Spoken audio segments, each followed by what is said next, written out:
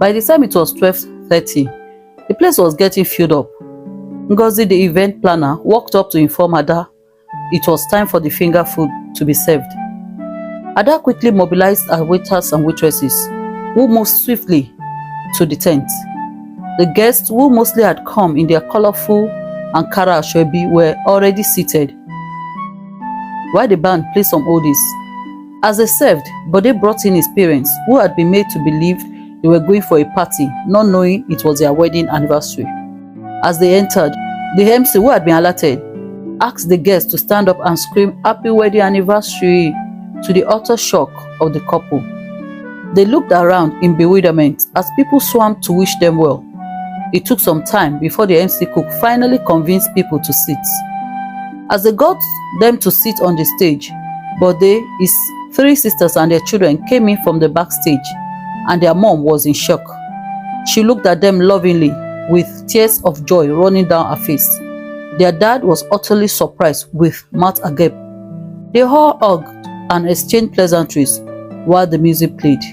After the finger food was served, Ada asked her staff to go back to their stand while she walked to the side of the stage to greet the older Olatilos, who waved right back at her.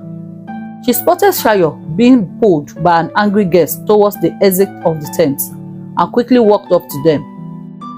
"Madam, please, what's the matter?" she asked politely, but a bit loudly because of the loud music from the speakers. "My sister is the celebrant. Mama Olatilo is my sister," the angry woman said. "Okay, ma, why are you holding his tray, ma?" she asked the guest. She spoke to her like she was addressing a child throwing tantrums. "I asked him to serve my guests some small chops and drinks, and he said he had served my table already," the woman said, pointing at the table that was looking empty. "But ma, I have served them already," Shayo retorted. "Shut up there. Are you saying an elder is lying? If you have served them, why is our own table dry? See now. See the other tables. Can you compare it to my table?" the woman said, spreading her hands out for emphasis. "Mrs. Olatilo was my senior in secondary school. I have known her for about 50 years, even more than her children have.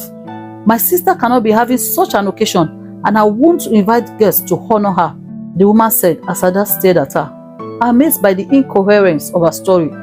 "I thought you said she was your sister?" Ada asked, squinting as she looked at the older, dramatic woman. Please, are you not Yoruba? How else does someone qualify as your sister?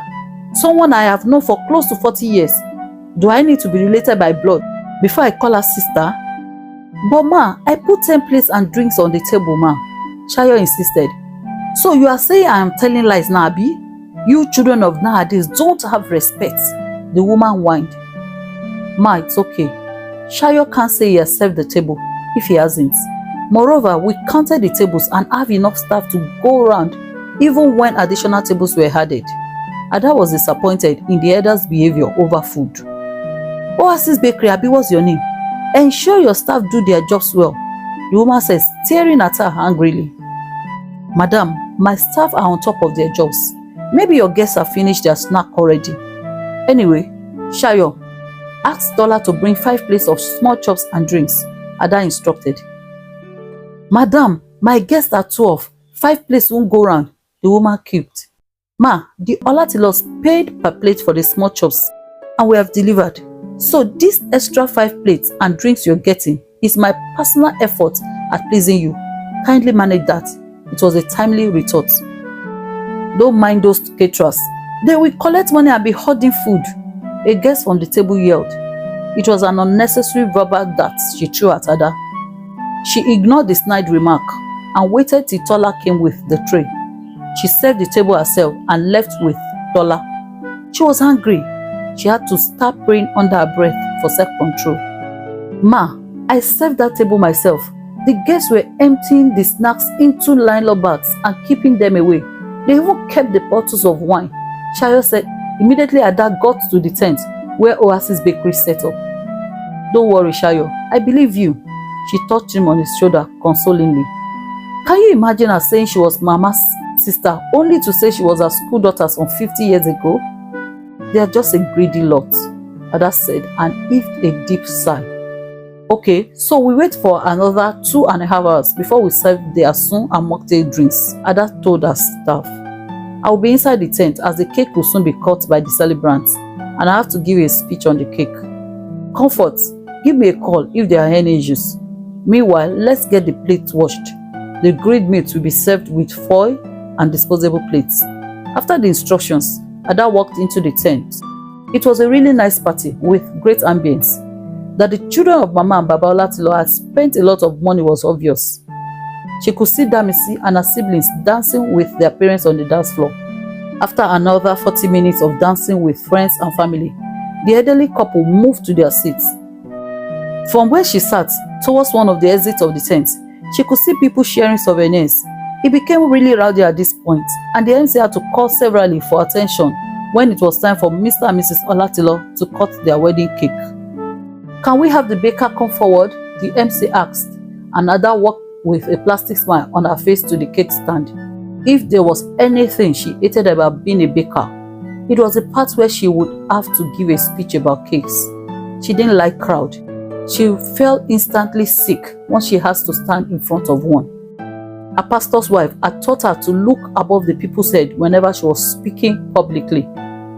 Good afternoon, everyone.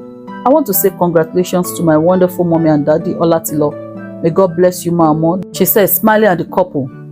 This beautiful cake was made by Oasis Bakery, and as we already know, this is a surprise party.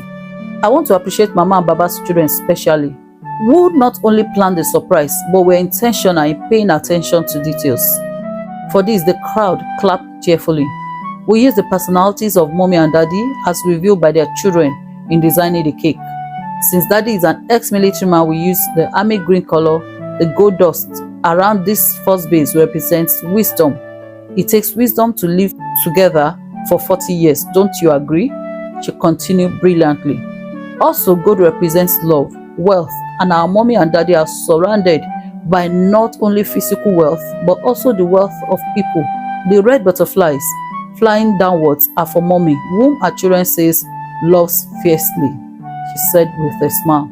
The fourth year topper on the cake represents the years they have been together. Thank you. Wow, thank you. Let's clap for our baker, the MC said. You can see that baker is different from I sabi do cake, oh, he joked. Come, oh, Oasis Bakery, Abi. Are you married? I have a brother looking for a wife, he joked as Ada walked away shyly, waving her hands behind her head. Oasis says she's not marrying my brother, oh, the MC said as the crowd cheered. Okay, let's count to 40, after which mommy and daddy will cut their cake. By 4 p.m., they served their summit with the mocktail drinks. Our staff were too glad to do so, as that was the last service required of them. By the time they were through, Ada asked them to pack up. It was only the mocktail cups that delayed them, but by 5:30 p.m., they had it all cleared up. Baba Shilewo had gone around 4 p.m. to drop the first set of items, and some staff came back to pick them. Ada went to change from her chef coat in the restroom into the Ankara as she would be chosen for the occasion. When she got to her canopy, she instructed her staff to leave as she would be staying for the party. You look beautiful, ma, Tola said. Ada grinned widely as she said thank you. Hello, Oasis. How many are you? Where's Ada? Ada heard Damisi ask as she turned around. A surprised Damisi looked at her beautiful friend who had transformed into a neat, elegant model. Wow, Ada, you look stunning. For a moment, I couldn't recognize you, she complimented her. Thank you, my kind lady, Ada said, laughing. I brought souvenirs for you and your staff. How many are you? She asked again. Ada informed her after a mental calculation of her staff who were catering for the event. Damisi counted out the gifts, and Ada asked Comfort to collect them. It's a good thing you have changed. Let's go and rock the party. Maybe you have finished your ass's work now, Damisi said, tugging at her arms. Wait, I'll catch up with you. Let me first tidy things up here, Ada replied. Okay, don't stay long. We are having another round of dance soon. Comfort, share the gifts when you get to the office. Make sure the items used are kept back in the store and you can all go home. Ada looked at the staff that had gathered around. Thank you guys, you have been superb. I appreciate all the work you put in. You guys are the best. Manager will pay you all your special allowance. See you on Monday, she said. Can those who wish to stay for the party stay, ma? Tola asked.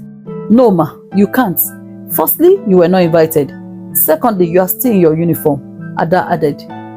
No, she is Mama Olatilo's grand school daughter, ni, Chayo said, as everyone apart from Tola erupted into laughter. Laughing, Ada pointed her finger to Chayo in mock display of anger.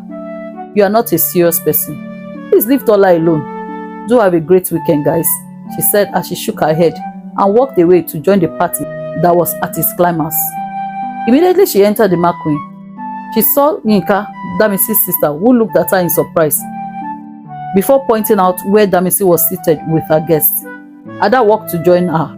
You cannot be the Yoruba's love for parties and their obsessions for spending lavishly in throwing such parties, Ada thought, as she observed some of the family members of the Olatilos bringing in new sets of coolers of food and drinks kept back for the evening party after the caterer's food must have been exhausted. Ada, you decided to join us, Bode said as he dropped bottles of soft drinks and wine on the table in front of her. Ada smiled, reminding him that her duty was over, so she was free for the day. Bode, come and meet my friend from the Polytechnic, a lady said, approaching him. She tugged at his arms and tried to pull him away. Wait, Duni. I want you to meet the lady behind the small chops, cakes and cocktail drinks, the Oasis herself, he said proudly. Yes, I saw her when she came to speak about the cake. How are you, Oasis? The lady said impatiently, dragging Bode away by his arm as she spoke. I am fine, thank you. And you? Oh, by the way, my name is Ada and not Oasis, Ada said with a smile. Okay, the lady replied, waving her off in dismissal as she dragged off Bode, who apologized with a smile. A plate of ofada rice was on the table in front of her. It came out of nowhere, taking her by surprise. Ada soon realized that she was hungry. Besides the tea she had taken in the morning, she had not eaten any other thing. Or is it swallow you want? Damisi asked her, referring to the traditional dishes like eba, amala and pounded yam. No, the rice will just be fine, Ada replied. Ada thought of the fact that she would be 29 years old in February, which meant she had spent about 7 years in the southwest after leaving Jos at 21. Did they even miss her? Did they even feel like hearing her voice once in a while? Ada thought as she bent her head to hide the tear welling up. She was sure Lami had always cared, and even Daddy once in a while. But besides those two, her mom and Nimrod might have forgotten she ever existed. She stylishly wiped her face with the sleeve of her cloth and mentally scolded herself for being a weakling. Mom will hate that. No child of mine can be a weakling. Not even you, Ada. She heard the voice of the strong Mrs. Suga echo in her ears like she was in the room. She heard with gusto and would have left afterwards, but Damisi arrived and pulled her to the dance floor. It is my turn to dance with my friends, she said, giggling. Ada quickly tagged along and wobbled to the music. She pulled out some naira notes and threw some of it on Damisi excitedly with other guests. Before she knew it, it was past 7 and she insisted she had to leave. By that time, there was still a lot of activity going on, like the party had just started. Please, Damisi, I am so exhausted and dozing. I am sleeping off on my feet. Let me go home before I sleep off at the event center. You guys have really done well. God bless you and your siblings for honoring your parents. Ada prayed. Damisi hugged her and gave her more souvenirs. Thank you to Ada for making the program beautiful. I appreciate it, Damisi said. Please drive home carefully, Damisi instructed, and they bade each other goodbye.